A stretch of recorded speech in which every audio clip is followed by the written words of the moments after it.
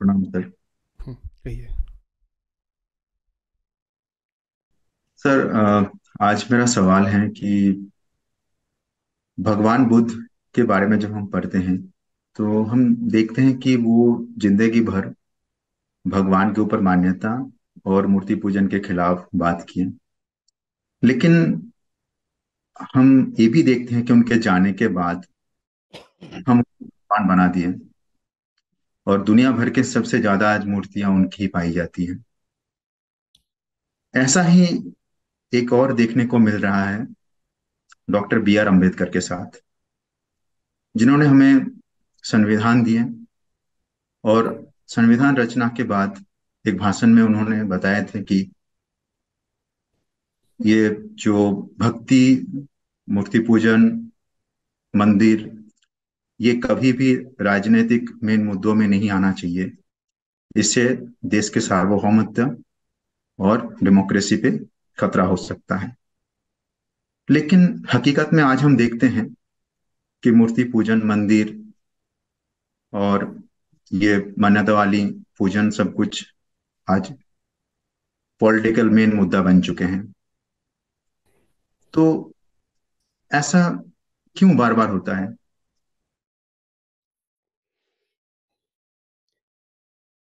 अज्ञान है और क्या। आदमी ऐसा ही पैदा होता है उसको। हमें चिज्जू चाहिए होती है ना। हमारे हिसाब से जो कुछ भी अच्छा है वो ऐसा ही होगा जो हाथ पकड़ सके, आंख देख सके, कान सुन सके। जिंदगी भर छोटे से लेके बड़े होने तक कौन सी चीज़ों के पीछे रहे हो जो बाजार में मिलती हैं। बच्चा छोटा होता है तो अच्छी चिज्जू क्या है, जल्दी से माँ दिख गई, माँ को पकड़ लिया। फिर थोड़ा बड़ा हुआ, अच्छी चिज्जू क्या, खिलौना आ गया। फिर दोस्त यार आ गए। ये सब के सब क्या हैं? ये हाथ से पकड़े जा सकते हैं, आँख से देखे जा सकते हैं। भौतिक है। तो अध्यात्म में भी जब उनको कहा जाता है कि कुछ है जो परम है, तो उसको लगता है परम क्या होगा, चिज्जू ही होगा, तो परम को चिज्जू बना लेता है। ये वही बचपना है, बचकानी अज्ञानी बुद्धि, हर बात को चिज्जू बना लेना। और कोई कहे कि देखो ऐसा नहीं होता तो कह दो, पर मेरे भाव को समझो, मेरी भावना को समझो। अब प्रेम अलग चीज होती है भाई, भावना अलग चीज होती है। प्रेम और भावना एक थोड़े ही होते हैं।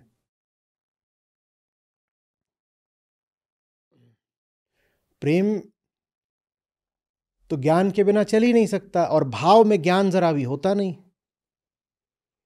भाव तो जानवरों के पास भी होता है, पर प्रेम नहीं होता जानवरों के पास। जानवरों के पास भाव होता है, ममता होती है, मोह होता है, ये सब आप पशुओं में भी पाएंगे, पर प्रेम थोड़ी होता है। क्योंकि प्रेम के लिए तो ज्ञान चाहिए, प्रेम और ज्ञान बिल्कुल साथ साथ चलते हैं। हम्म। पर हमने अपनी मूर्खता के चलते, अज्ञान के चलते भाव को ही प्रेम का नाम दे दिया है। तो चिज्जू बना लेंगे, फिर कहेंगे इसके साथ मेरी भावना जुड़ी हुई है, मेरी भावना की इज्जत करो। और कोई आके ज्ञान देगा तो उसको मारेंगे भी, कहेंगे हमारी भावना का असम्मान करता है, हमारी भावना को इज्जत नहीं दे रहा। जैसे भावना कोई इज्जत वाली बात होती हो। भावना में ऐसा क्या है कि उसको सम्मान दिया जाए? हाँ, प्रेम को सम्मान देना चाहिए, प्रेम के आगे सर झुके। तो यही चलता है।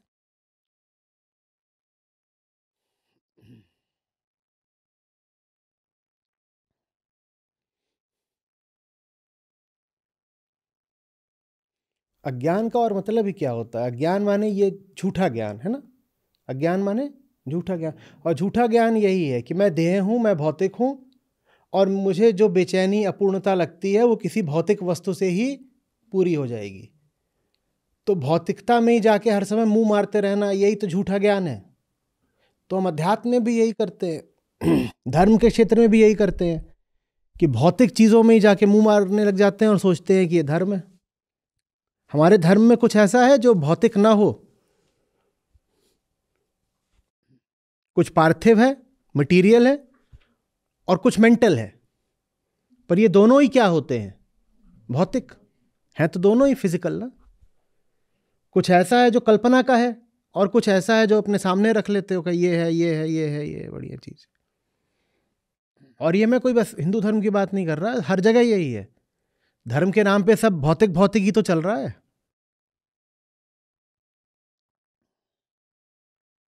ये बालक बुद्धि की निशानी है। उसको लगता है कि दुनिया की अच्छी से अच्छी चीज बस हाथ में पकड़ने वाली ही होती है। उसको बोलो कि तुझे वो दूंगा जो सर्वोत्तम है, आप उसको बोलिए कि तुझे आज मैं जो परम है वो दूंगा, तो बोलेगा लाओ चिज्जू। उसको लगेगा परम भी क्या है? चिज्जू। तो वही बच्चा जब बड़ा हो जाता तब भी वो परम को चिज्जू ही बनाता रहता है, और चिज्जू ही परम के आसपास सजा देता है बहुत सारी अलग अलग तरीके की चिज्जू। ये चिज्जू भी, ये चिज्जू कर दो, ये चिज्जू कर दो, ये चिज्जू कर दो। वो मानने को ही नहीं तैयार होता।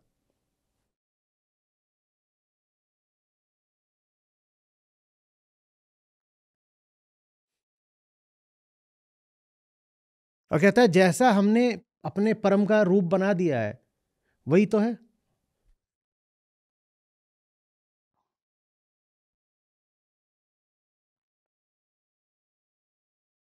अब कुरुक्षेत्र में कोई युद्ध में खड़ा हो, वो युद्ध में सम्मिलित है, शामिल है, तुम दिखा दो कि लंबी चौड़ी माला पहने हैं, कौन सा योद्धा माला पहन के युद्ध लड़ने जाता है भाई? और बहुत सारे, कौन सा योद्धा बहुत सारे फूल वूल लगा के लड़ने जाएगा?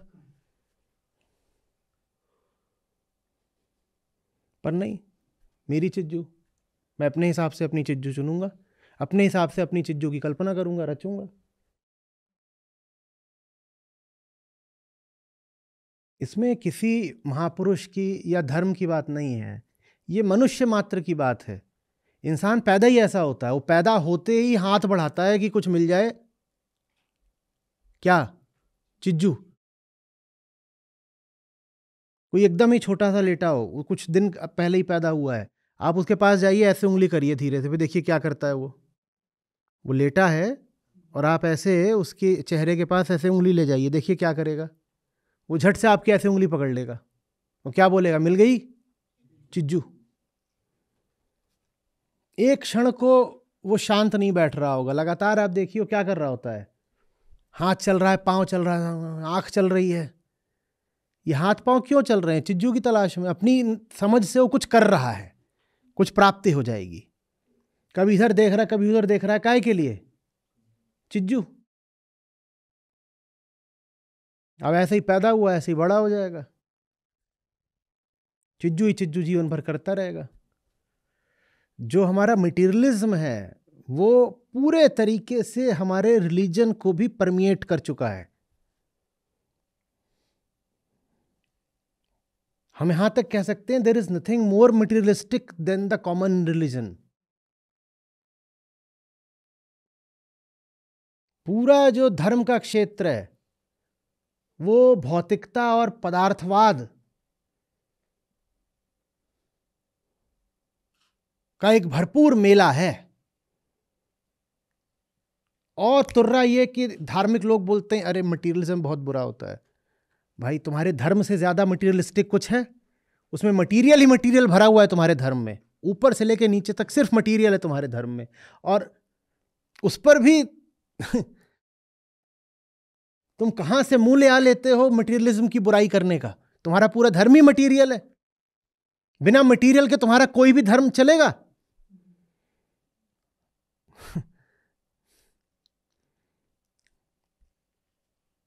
तुम कहते हो कि अभी तो मैं अपनी प्रेयर पूजा शुरू नहीं कर सकता कुछ भी क्योंकि फलाना मटीरियल अभी आया ही नहीं।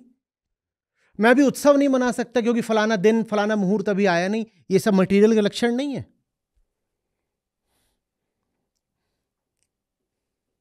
फिर अभी आराधना नहीं कर सकते, क्यों? क्योंकि मंदिर तो अभी आया नहीं। ये मटीरियल का लक्षण नहीं है।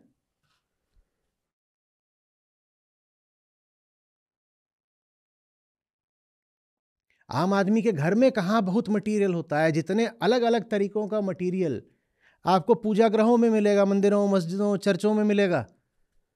घरों में तो फिर भी कुछ सीमित प्रकार के मटीरियल होते हैं। आप देवालयों में जाइए, वहां आपको अनंत प्रकार के मटेरियल मिलेंगे। तो मटेरियलिज्म की इंतहा तो धर्म में होती है।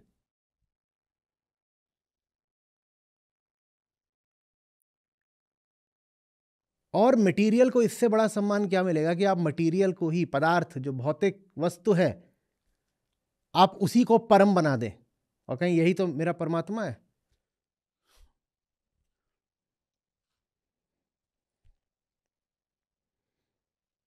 देहवाद, शरीरवाद, बॉडी आइडेंटिफिकेशन, देहाभिमान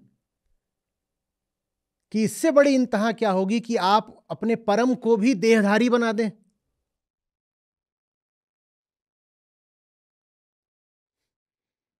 वो आपको ये बताने आए हैं कि बेटा तुम देह नहीं हो। हम पलट के कहते हैं छोड़ो महाराज, हम तो देह हैं ही, और आज के बाद से तुम भी देह हो जाओगे, हम तुम्हें भी देह बना देंगे। वो आपको बोल रहे हैं son you are not the person और द पर्सनैलिटी। हम कहते हैं आप ये सब हटाइए, हम आपसे बड़े हैं, और अब हम आपको जो बता रहे हो ध्यान से सुनिए, आज से आपकी भी एक पर्सनैलिटी होगी। हम अपनी तो नहीं ही छोड़ेंगे, हम आपको भी पहना देंगे। वो कह रहे हैं पर मैं तो तुम्हें ये बताने आया था कि देह झूठी चीज है और देहाभिमान झूठा है, और तुम जो अपने आप को देह मानते हो और जो तुमने व्यक्तित्व धारण किया हुआ है, ये मिथ्या बात है।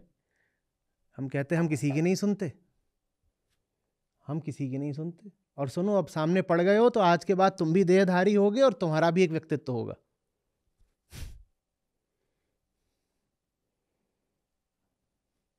ये तो लेने के देने पड़ गए। हम तो अवतार बन के इनको समझाने आए थे, मूर्ख मनुष्यों को। इन मनुष्यों ने हमें ही मनुष्य बना दिया।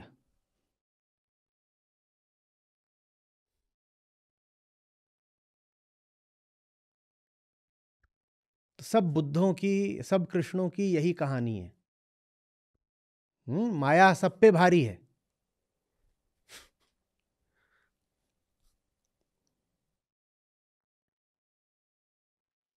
महात्मा बुद्ध आए थे क्योंकि वैदिक धर्म में 1000 तरीके की कुरीतियां आ गई थीं, और ये दोनों लगभग समकालीन थे। बुद्ध, भगवान महावीर। और ये कोई सिर्फ संयोग नहीं हो सकता कि दोनों के ही संदेश में केंद्रीय तत्व अहिंसा का था। ये कोई संयोग की बात नहीं है कि दो समकालीन लोग हैं और दोनों अहिंसा की बात कर रहे हैं। क्यों कर रहे हैं? क्योंकि वैदिक धर्म में हिंसा आ गई थी जबरदस्त, और वो हिंसा वही थी, पशुओं को काटना। तो उन्होंने कहा कि पूरी सफाई करेंगे, पूरी सफाई करेंगे, पूरी सफाई करेंगे, और बड़ी सफाई करी। जितना वो साफ सुथरा धुला हुआ बना सकते थे, ऑस्टियर बना सकते थे, अपने धर्म को उन्होंने बनाया। लेकिन उनके जाने के 1000 साल के भीतर ही हम क्या पाते हैं? उनका धर्म जैसे पिछला वैदिक धर्म था उससे ज्यादा वो अशुद्ध हो गया। माया सब पे भारी है भाई। उसके बाद आप पाते हो कि आचार्य शंकर आते हैं। बौद्धों की पूरी व्यवस्था आचार्य शंकर के सामने इतनी ढह क्यों गई अचानक? कोई शास्त्रार्थ भर से नहीं, बात यह थी कि वो व्यवस्था अंदर से खोखली हो चुकी थी। वो व्यवस्था अंदर से मायाग्रस्त हो चुकी थी, क्योंकि माया सब पे भारी है। कोई बुद्ध हो, कोई महावीर हो, मनुष्य सब महापुरुषों को हरा देता है। एक के बाद एक महापुरुष आते रहते हैं। लेकिन ये जो आम आदमी है, ये हर महापुरुष पे भारी पड़ता है। वो कोई व्यवस्था बना के दे, ये उसे नष्ट, भ्रष्ट, दूषित, मिश्रित कर ही देता है। फिर शंकराचार्य सफाई करके गए तो उनके जाने के तो दो ही 300 साल के अंदर अंदर उनके अद्वैत के विरुद्ध न जाने कितनी और धाराएं खड़ी हो गई। लो कर लो जो कर सकते। बुद्ध का काम तो फिर भी चला 1000 साल कम से कम। शंकराचार्य का तो 300 साल में साफ हो गया।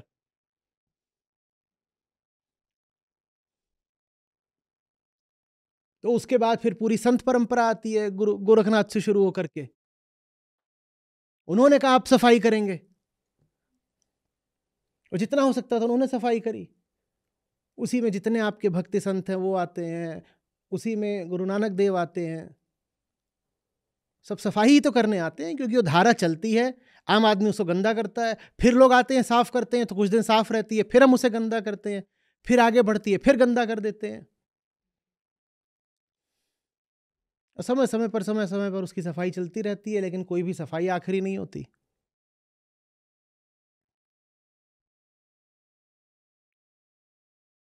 समझ में आ रही बात? हम चिज्जू के दीवाने लोग हैं, और चिज्जू के पीछे कोई कितनी भी अच्छी और ऊंची बात बताए, हम उस बात को भ्रष्ट कर ही डालते हैं।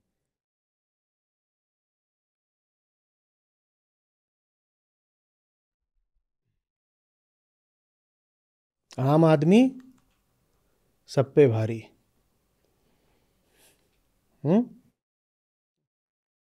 इसका ऐसे बनाओ, आम नर आम नारी सब महापुरुष पे भारी।